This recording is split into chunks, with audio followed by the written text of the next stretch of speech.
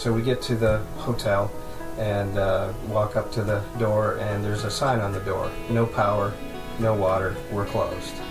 So back to the payphone, I started making calls, got the phone book and just calling hotel after hotel, closed, or no answer, no answer, no answer. Finally, I reached a hotel, they answered, and I asked if I could make a reservation for the night. They said, sorry, we're closed, there's no power or water. And then suddenly said, ooh, hold on, and suddenly the power came on. And I said, well, great, I wanted a reservation. He said, no, I can't do that, just first come, first serve. So we got in the car and bolted on over and made it, got a nice room, and it was a nice hotel, and yeah, it was great.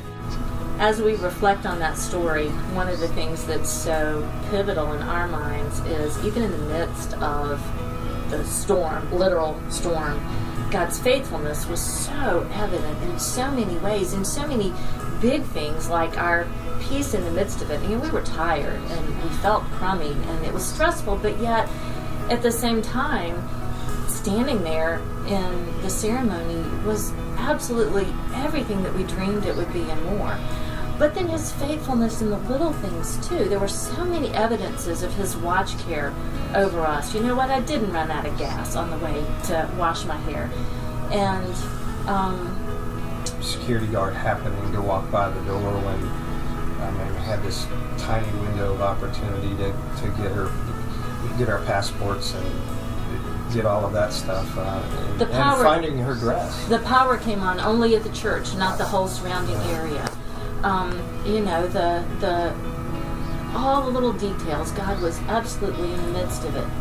We have had many storms in our marriage since then, and some really, really tough times. But the story of God's faithfulness in our wedding is very much the story of God's faithfulness in our marriage. And when we look back, we see his hand time and time again. In the midst of the storm, he is acting and working in us and on our behalf. Not only in the midst of the circumstances, but through the circumstances.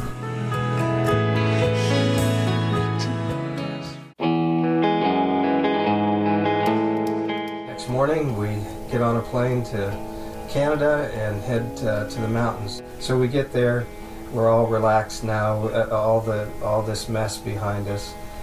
We get to the resort. They give us our key. We go to our unit, and we go in, and it's a tiny little matchbox. It's a little efficiency.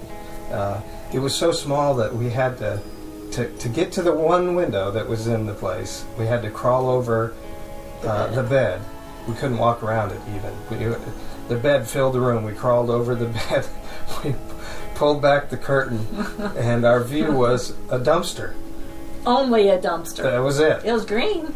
Yeah. So I go in and explain to the clerk that, this is our honeymoon. I was told I had a big thick book. I could go anywhere in the world. Chose this place because we were told every room in the place you could have a view of the mountains. Well, I'm sorry, sir, we're booked. I said, you don't understand. Honeymoon, big thick book, mountains, promise. Sorry, we're full. And I said, you don't understand. And he finally realized I wasn't backing down, and the manager came. Same story, big thick book, promise, mountains. And so they realized that we weren't going away, and it was unacceptable. And so finally, he made some other arrangements and was able to accommodate us. And we ended up with a 3-story condo with fireplaces on each floor, fireplace in the bedroom. Glass windows. It was cathedral ceilings. It was amazing. And out the back of one balcony, or the balcony in the back, a forest. Balcony out the front, mountains. It was amazing. And so then we thought, okay, finally we're set. So the next morning, time difference woke us up really early, and the sun was just starting to rise over the Rockies, and I looked out the window and it was glowing pink, absolutely gorgeous. So Wake dug up. Somebody had loaned us their video camera, so I put the video camera on my shoulder to record this, and then I'm thinking, no, we don't want to do this through the window. We need to go outside. She says, Doug, come, we need to video this. So it's the Rockies, and at 6:30 in the morning, it was cold. It was very cold, and so I was just going to video through the window. And she said, no, we got to do it outside.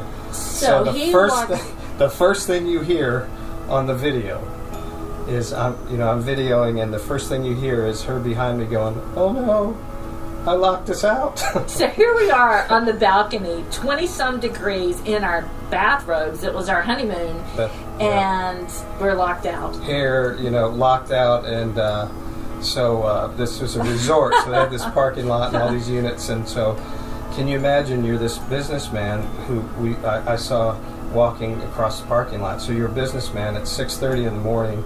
You've got your briefcase and you're heading out, and here comes a guy in a robe, hair coming towards you. And I was telling him what had happened, and would he mind going to the front office and letting them know. So the next thing you know, we're just casually, I'm videoing, and we're in our robes and we're freezing, and waiting on someone, hopefully, to come and let us in, and finally somebody did, and that was, and then the honeymoon from that point on was awesome and uneventful, and so, but it took us a while to get to that point. So.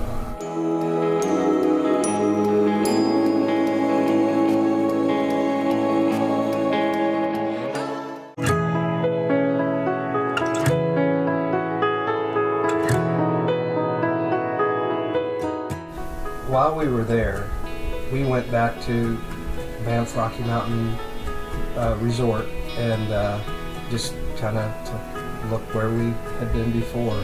And it just so happened that while we were there, the very condo that we had stayed in was being renovated, so it was vacant. And they gave us the key and let us go in, and we got to walk around and reminisce.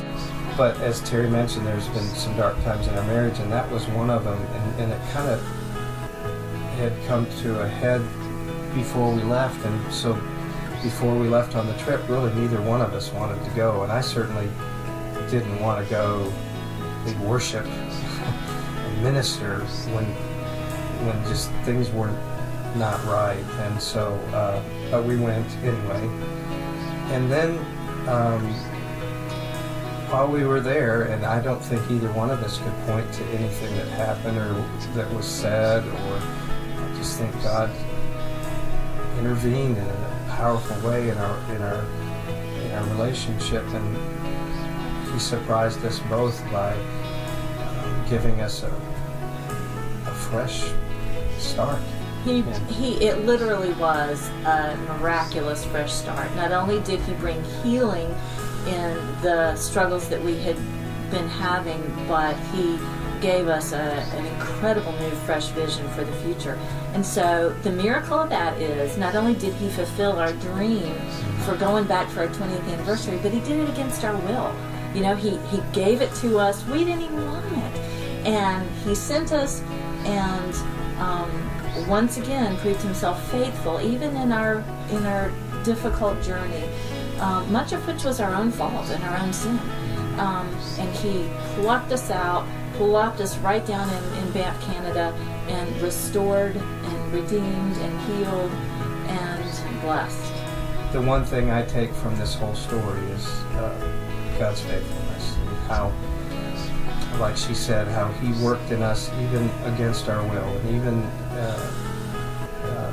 in spite of us.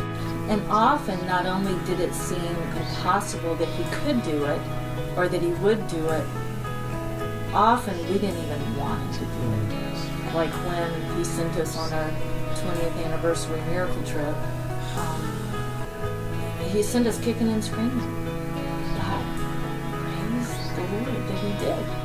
Before we prayed together. And the beginning sentence that Doug prayed, I think, is so appropriate.